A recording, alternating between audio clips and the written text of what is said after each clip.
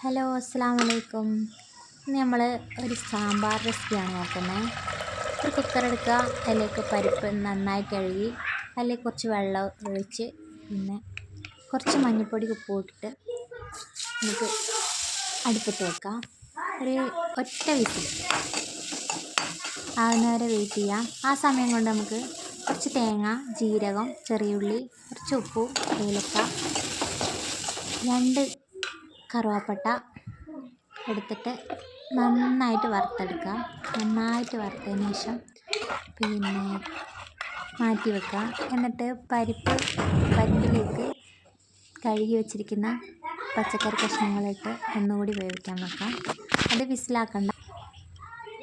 നന്നായി വേവിച്ചെടുത്തതിന് ശേഷം ഇതിലേക്ക് കുറച്ച് ഗരം മസാല, 1 സ്പൂൺ മുളക് പൊടി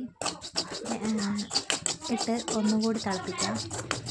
ഇനി വറുത്ത് വെച്ച തേങ്ങയിലേക്ക് സാമ്പാർ പൊടി ഇട്ട് നന്നായിട്ട് വഴറ്റുക. അതിൻ്റെ ഇടയിൽ കുറച്ച് എണ്ണയിൽ തക്കാളിയും വെണ്ടയ്ക്കയും ഇട്ടൊന്ന് റോസ്റ്റ് ചെയ്ത് അതിലേക്ക് ഇടുക.